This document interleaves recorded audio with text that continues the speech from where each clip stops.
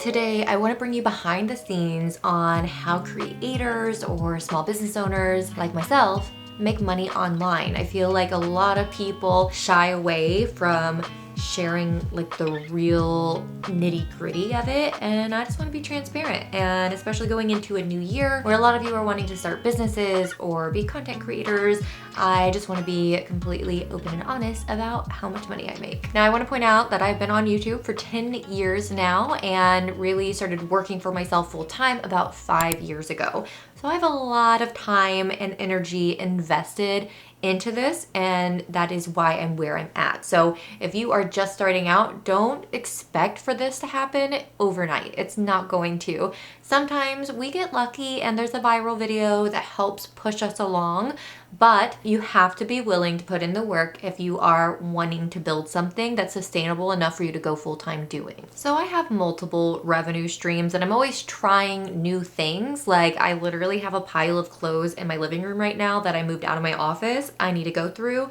and I'm going to sell them on Whatnot. I'm going to start like a live auction with my mom and I'm really excited about that. So I'll be able to add that as a revenue stream. And I do things like this all the time. One, because I like testing out different ways to make money online. I mean, that is what I talk about.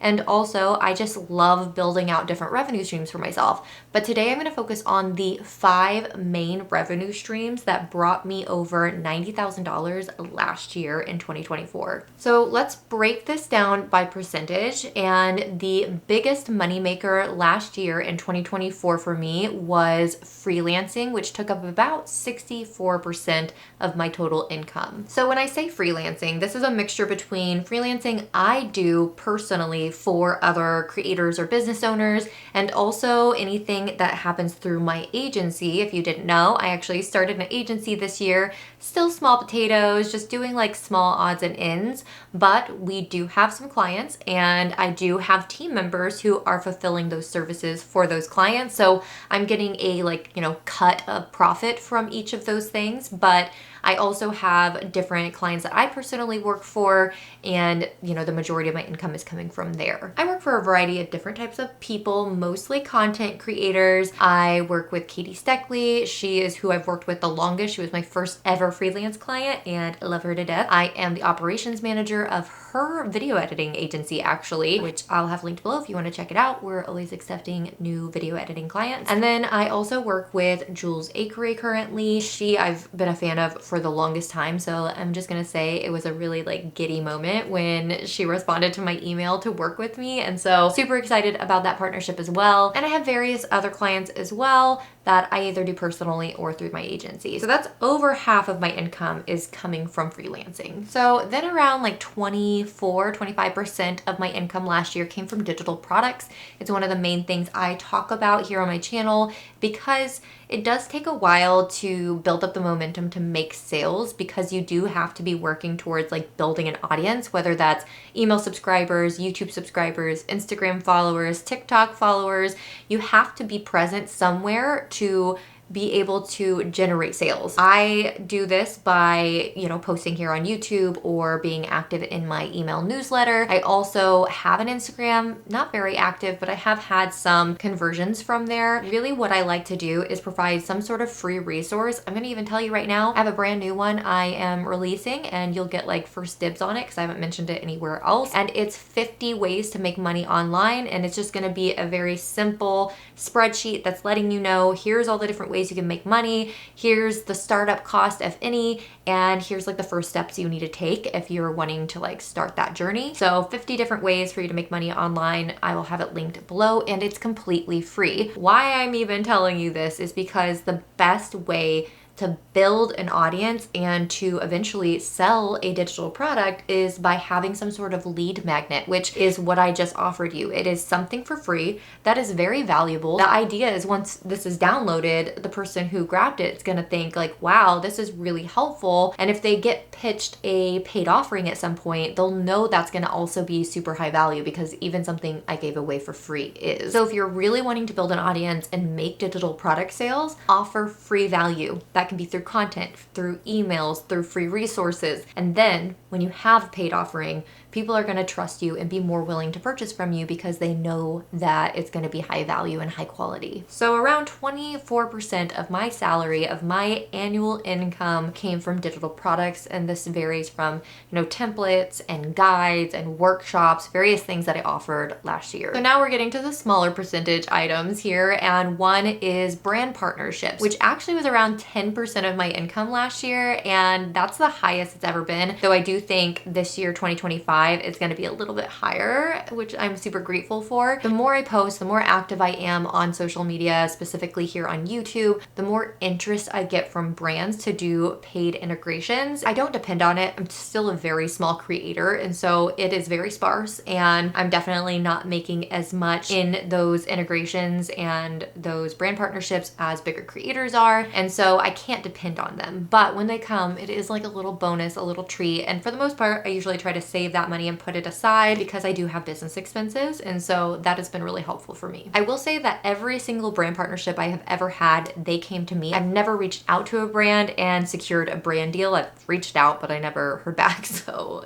awkward. So if you are wanting to start the journey of being a content creator and want any kinds of tips on how to present yourself online to get those requests, let me know. I did make money through affiliate marketing and also AdSense revenue, but those made up to 1 to 2% of my total earnings. So really tiny amounts, but it still makes a difference. So affiliate marketing, I do not push that very much. I do have links in my description of all my videos of things and products that I recommend. And those are affiliate links, but you make such small commissions, especially if it's an Amazon link. And then with AdSense, again, that is so dependent on how active I am on YouTube. If I am active, then my videos start performing better. And then when my videos start performing better, I make more money in AdSense revenue. Though overall, over the last couple of years, I don't really know what the shift was, but my dollar amount per 1,000 views, because that's how you make money, it's X per 1,000 views. And that dollar amount went down dramatically.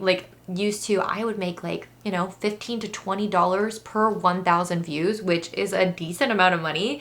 And now it's I don't even know, $5 to $8. And so I don't really know what shift happened where it's almost they're paying less per 1,000 views, but YouTube, get it together. I need that income. But just like brand partnerships, I am not dependent on my YouTube making me money as much as I depend on my YouTube and my email marketing and my Instagram even to generate interest in my free resources and paid offerings. So the majority of the money I'm making is for something I'm selling, whether that's a digital product or a service. But the way that I make money through those different products and services is by posting on YouTube and sending emails and posting on Instagram. So it's still money being generated from my content. It's just not directly associated to the content itself. If you are going to do this whole online business thing, you're wanting to work for yourself, you need some strong platforms to support you. I have used Canva since the very beginning. You can use the free version for a really long time, but there is a point where the paid version is just worth it.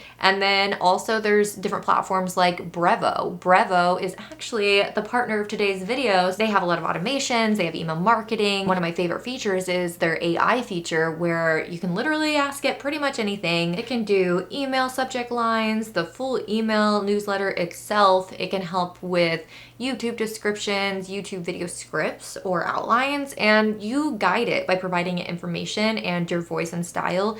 And it's just gonna spew out all of the super helpful things. And when you are starting out, I'm sure you're similar to me. I was working a 40-hour per week corporate job. I had I think 18-month-old at the time. My son is 7 now. Wow, that's insane. I also was freelancing, 15 hours a week. And so I had zero time to think, to breathe. I was going crazy. And if I would have had access to AI back then, because it wasn't like it is now, oh my goodness, it would have saved me so much time and energy and tears and stress. So Aurora, the AI feature within Brevo, it saves the day.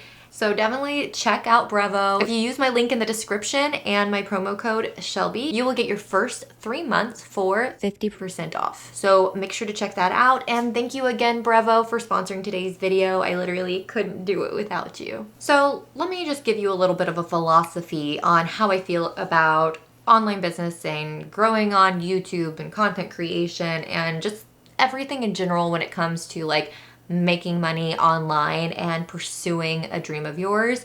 And that is like the moment you stop putting pressure on yourself is when you're gonna start growing and finding success. I feel like everybody knows that whole thing. It's like you're gonna find love when you stop looking for it. It's literally the same with any kind of success, I feel like, with online business. The second I finally just like took a step back, then that's when I saw Katie's story. It was just like me tapping through stories of my favorite creators on Instagram, and she was hiring. So the second I stopped looking is when I, found that first step into this process. Try to like take some deep breaths. Don't pressure yourself. Don't push yourself so hard. Just take a small, tiny step and you will see it will become a snowball effect. If you liked this video, make sure to check out this one next, and make sure to grab my 50 ways to make money online. Again, it's completely free and it's super helpful. So grab that resource. Thank you so much for watching, and as always, I'll see you in the next video. Bye.